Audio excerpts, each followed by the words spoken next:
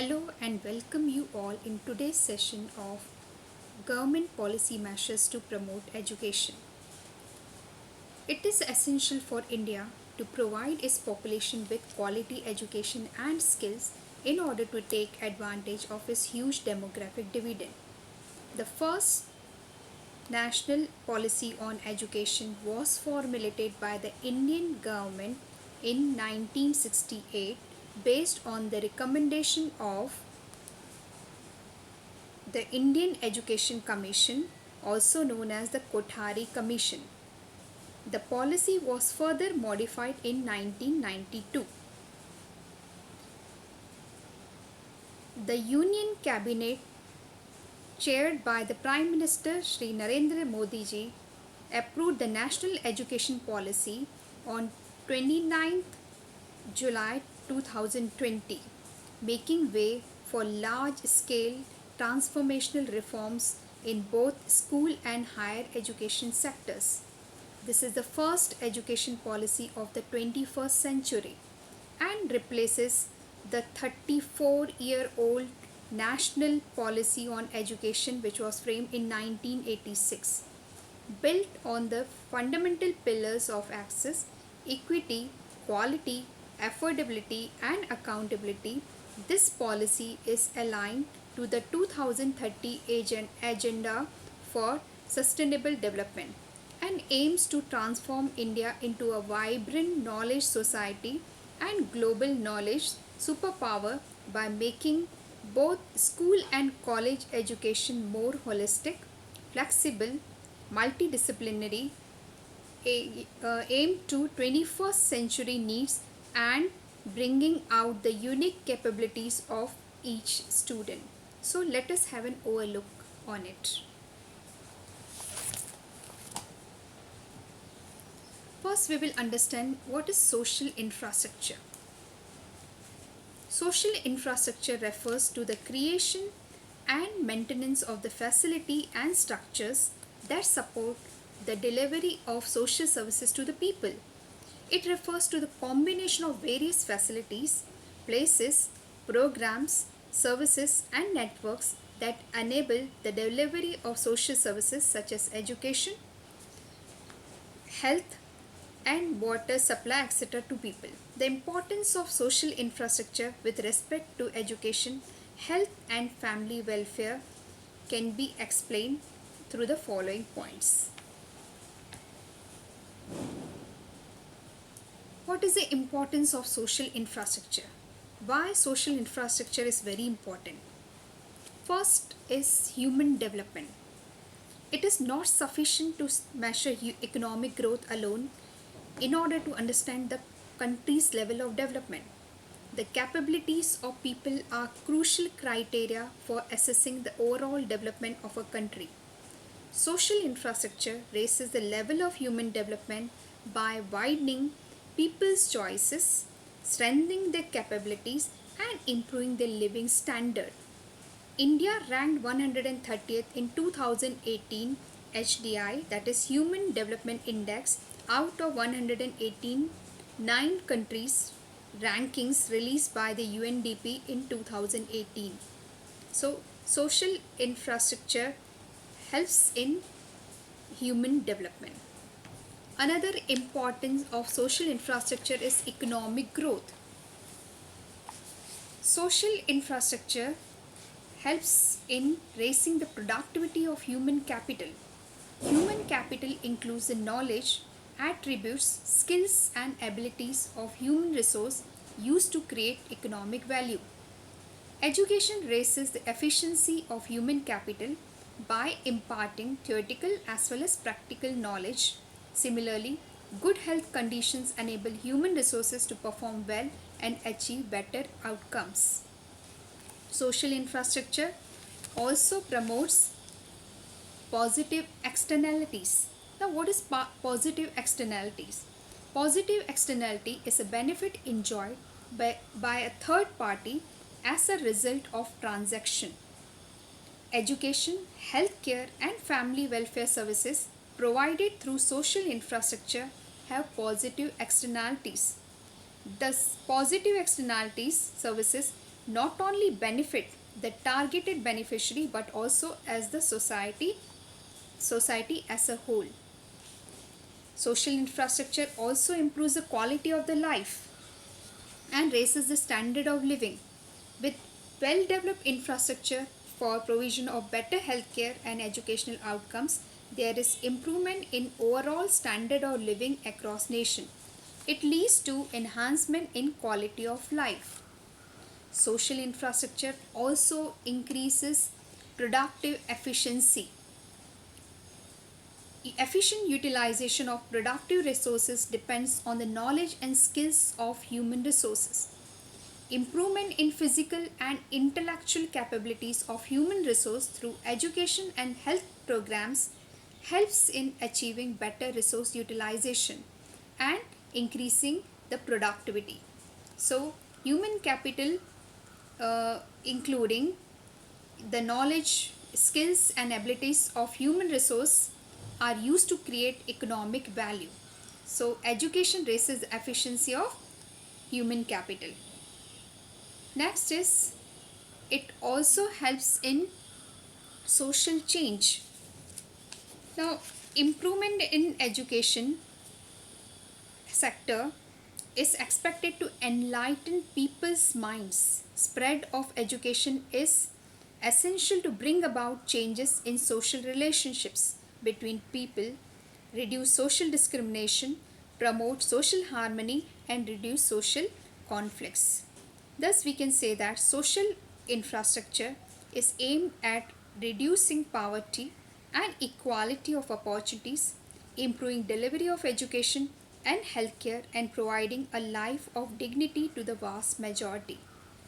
Thus, we have seen what is the importance of social infrastructure.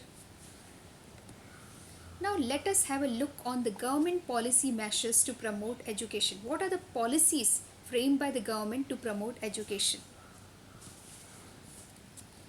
First, we will have a look on the Sarva Shiksha Abhiyan.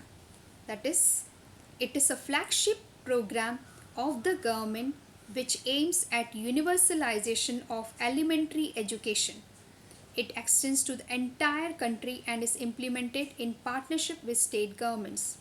It seeks to provide quality elementary education along with life skills and computer education. It also focuses on the education of the girls and children with special needs. Now, what are the objectives of this program? First objective is to open new schools in habitations without schooling facilities. Second, to strengthen existing infrastructure through provision of additional classrooms, drinking water, grants, etc. To provide additional teachers in schools having inadequate teacher strength, and also to strengthen the capacity of existing teachers through extensive training, grants for developing teaching learning materials. So, this is a program which provides free education for all children between the age of 6 and 14 years, and it has been made a fundamental right under the Right to Education Act. Next program is National Program for Education of Girls at Elementary Level. Now, this program provides support for education of underprivileged, disadvantaged girls at the elementary level.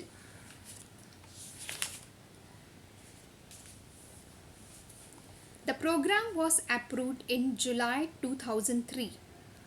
What was the aim of this program? The aim was to provide support for education of underprivileged, disadvantaged girls at the elementary level. This program provides for setting up of a model school in every cluster with more intense community mobilization and supervision of girls' enrollment in schools. Next program was Kasturba Gandhi Balika Vidyalaya. This scheme was launched in July 2004 to set up residential schools at elementary level at elementary levels for girls belonging to SC, ST, OBC and minorities.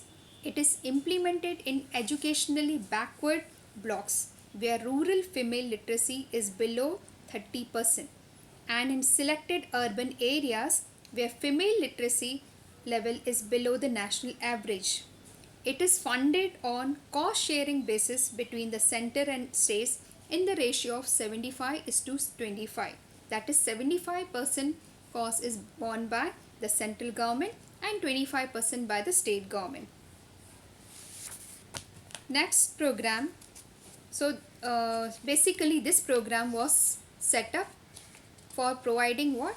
For providing elementary level education for girls belonging to SC, ST, SC and minorities. Next is National Program of Midday Meals in Schools. National Program of Nutritional Support to Primary Education was launched as centrally sponsored scheme on 15th August 1995. What was the aim of this program? Its aim was to enhance enrollment, retention and attendance and improvement in nutritional levels among children. The scheme was subsequently revised in 2001, 2004, 2006, 7 and 8. Under this scheme, cooked meals is provided to children studying in primary and upper primary classes. It makes a provision for providing cooked meals to children studying in government aided and local body schools. And this program has played a major role in increasing school enrollment and school attendance. Another very important program was Rashtriya Madhyamik Shiksha Abhiyan, launched in March 2009 to improve access to secondary education and to improve its quality. Under this program, under this Rashtriya Madhyamik Shiksha Abhiyan, it is a centrally sponsored scheme of the MHRD which was launched in March 2009 to improve access to secondary education and to improve its quality. The objectives of this scheme are to achieve an enrollment ratio of 75% for classes 9th and 10th within 5 years and also to improve quality of education at secondary level. Next program is Inclusive Education for the Disabled at Secondary Level. This scheme was launched in 2009-10 to provide assistance for inclusive education of disabled children in classes from 9 to 12 studying in government, local body and government aided school. The scheme aims to enable students with disabilities to pursue secondary schooling in inclusive and enable environment. It provides disabled students with medical and educational assessment, support services, boarding, lodging facility, provision of barrier-free environment so that they can continue with the education. It replaced the earlier scheme of integrated education for disabled children. Now this scheme is subsumed under RMSA, that is Rashtriya Madhyamik Shiksha Abhiyan from 2030. The special focus of this scheme was to facilitate continuation of education of children with special needs up to higher secondary level. Next is Model School Scheme. This scheme was launched in November 2008. The aim of this scheme is to provide quality education to talented rural children, especially in rural areas. So it envisages to set up 3,500 schools in as many educationally backward blocks through state or union territory governments and also 2,500 schools under public-private partnerships in blocks which are not educationally backward. It aims to set up 6,000 model schools with one school in each block as benchmark of excellence. The objective of this scheme was to have at least one good quality senior secondary school in every block, to try out innovative curriculum and teaching methods, to serve as a model infrastructure, curriculum, evaluation, and school governance. Next program is Sakshar Bharat. Sakshar Bharat program was formulated in 2009 with the objective of achieving 80% literacy level at national level. It is a centrally sponsored scheme which was launched on 8 September 2009. Now, the objectives of this scheme include: first objective was to reduce gender gap and social disparities in literacy. Second, to impart basic reading, writing, and arithmetic skills to non literates, and also to provide opportunities for continuing education. So, under this program, Sakshar Bharat program include total literacy campaign, post literacy programs, and continuing education program. In total literacy campaign, it was focused to provide basic literacy to the non-literates, whereas in post-literacy program, it was focused for the reinforcement of the literacy skills to the non-literates, and continuing education program to provide facilities for the lifelong education to the community at large. Next is higher and technical education. Higher and technical education includes graduate, postgraduate, doctorate degree courses in the broad streams of arts, science, commerce, law, technology, medicines, and pharmacy. Technical education plays a very crucial role in the development of human resource. The government has introduced several programs in engineering, technology, management, architecture, town planning, pharmacy, applied arts and crafts, hotel management, and catering technology. The schemes for technical education include National Scheme for Apprenticeship Training, Support for Distance Education and Web-based Learning, National Program of Earthquake Engineering Education, Technology Development Mission, All India Council for Technical Education (AICT) is responsible for planning and coordinating development of technical educational system throughout the country. It also aims with the promotion of qualitative improvements in technical education, regulation and proper maintenance of norms and standards in the technical education system. So along with the government supported system, there are now private universities that provide higher and technical education but at a much higher price. Next is RUSA, that is Rashtriya Uchatar Shiksha Abhiyan. This Abhiyan, it is a centrally sponsored scheme launched in 2013. It aims at providing norm-based and outcome-dependent strategic funding to eligible higher educational institutions in states. Now, what was the objective of forming this RUSA? First, to improve the overall quality of state institutions, to ensure adequate availability of quality faculty, to correct regional imbalances in access to higher education, to create enabling atmosphere for fostering research and innovations, to improve equity in higher education, to expand the institutional base for achieving enrollment targets, and also to ensure institutional restructuring and reforms. So this program aimed at providing funding to eligible state higher educational institutions.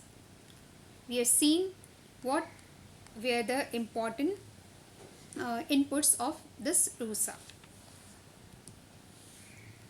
Thank you all. I hope you have understood what are the government policy measures to promote education. Please follow my channel and do click like and subscribe. You will get further notification of the another video which I am going to upload in the coming week. Once again, thank you all.